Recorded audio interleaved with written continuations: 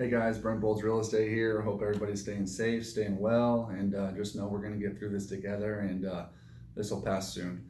Today I wanted to talk about pricing in the different markets and how important it is. So three things really affect the sellability of a property. Number one is going to be pricing, number two is going to be condition of the property, and then number three is going to be availability. The homes that are in the best location and in the best condition are going to sell for the most price, okay? So let's talk if we're in a seller's market. If we're in a seller's market, pricing is very important in order to get the absolute most for the property, okay? This here is going to represent demand, and this is going to represent time on market, okay? As we hit the market, the first 2 weeks, we're going to see an incline. As we hit 2 to 3 weeks, we're going to start to see a steady level off, and then by the time we hit the fourth week, it's going to start to drastically fall. And the reason for the demand is because the most interest is going to be within that first 2 to 3 weeks. And that's going to be our best chance at that time to get the absolute most for the property. The longer it takes on market, the less we're going to get, okay? So there's a couple of different pricing strategies. Let's go over the first pricing strategy, which you'll see is we want to get a little bit higher than market value. We price it a little too high there. Okay, so from there, what are you going to see? Number one, which is the way you're supposed to see it, is you're going to start to see price cuts. Okay, number two is, I hate to say it, a lot of times you'll also see the folks take it off the market and then put it back on the next day. Really not supposed to do that, but it does happen. Okay, so what are you going to see when you start to see the price cuts? Or who knows? Also, another thing is we may be able to get lucky here. It's pretty rare, but sometimes it does happen. If we get a buyer that's out of state, just not familiar with the area, or hate to say it, if you're sometimes just not getting good representation by somebody who you end up overpaying. Or another thing is if the seller's agent represents the buyer as well and they double in the property. I personally don't do that, as I believe that's a big conflict of interest because you can only represent the seller or the buyer, not both. It's just no matter which way you spin it, you just can't do it. So my recommendation would be never buy a property from the listing agent or the seller's agent, mostly for this reason, because typically the buyers end up overpaying. Okay, so we've overlisted the property. Okay, we've missed the demand. Now what's going to happen? Well, now we're going to price cut it. Probably where it should have been at the demand level, okay? But guess what? We missed it again. So we're chasing it all the way down, okay? We're gonna keep price cutting, we chase it, we price cut, we chase it, we price cut, and we end up selling at the very bottom, okay? That is probably the worst pricing strategy and highly not recommended, okay? So let's go over another pricing strategy in a seller's market, okay? Same thing. Demand's gonna rise first 2 to 3 weeks, level off, and then fall on that fourth week, okay? Your best strategy in a hot market is gonna be to price it a little bit below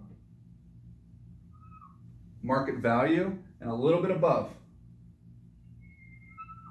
okay? For two reasons. Number one, I call it search engine optimization. Okay, you're gonna have the most eyeballs on your property. Let's say your property is listed at 520.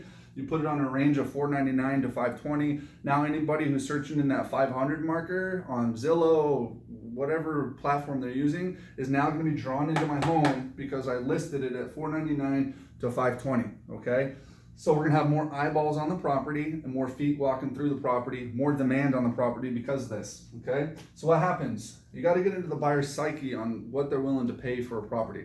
Let's say that the property's overpriced and they know it. What are they gonna do? They're gonna come in lower, a lot lower, and just start cutting you down because there's really no competition out there for them, okay? If they have multiple offers and competition, in this case scenario, they're gonna pay more because they felt like it was already a good deal and they're gonna pay as much as they can for the property. Okay, and there's other things that go into it, marketing, prospecting, in order to get the most amount of people in, okay? So here in this case scenario, we wind up with multiple offers and it ends up selling up here. Okay, because we created a sense of urgency and we created what I call a fear of loss. Okay, they're afraid that they're going to lose this property to somebody else, and that's That's ultimately the best way to get the most for the property is drive the price up. Don't drive the price down. Now, let's go over a buyer's market, okay? In a shifting market or a buyer's market, how do you want to price the property? Your pricing does change, okay? And the reason being is because time on market is going to kill you. The longer it sits on the market, the less you're going to wind up getting. That's pretty much a guarantee, okay? Also, holding costs. Think about how long this takes for me to sell. If it takes you 3 to 4 months, that's 3 to 4 months extra of mortgage payments, taxes, and insurance that you otherwise wouldn't have to pay. A big thing that people don't factor in is what I call opportunity costs. What does my money being tied up in this home, what is that costing me in the future, okay? How am I gonna go out and buy another home? Am I gonna miss out on the opportunity to buy my dream home? Sorry about that, we lost the camera. But as you can tell, it's live and raw here, okay? So opportunity cost. What's it gonna cost me by not selling this home and sitting on it versus unlocking my cash now? Did I miss a job opportunity? Did I miss the opportunity of a lifetime to buy a wonderful home that I always wanted? So factor in everything, not only holding costs, but opportunity costs, okay?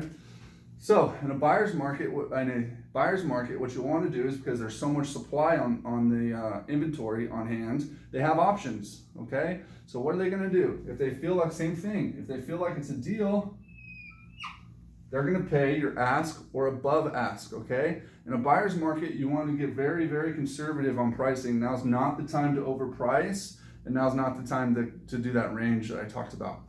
Now's the time to price it just slightly below. Okay, so at that point it sells here. Okay, let's say we priced it what we believe is market value, and the market doesn't agree with us. Same thing, we're going to chase it all the way down until it sells at the bottom. Okay, so once again, time is not our friend here in a buyer's market. You've got to sell this as quickly as possible due to the fact that you're going to be losing money every day that it sits on the market. We'll go over condition and availability on our next video. Once again, I hope everybody's remaining safe, and if you have any questions, give me a call. Brent Bolts Real Estate, 619-504-5904. Enjoy the day.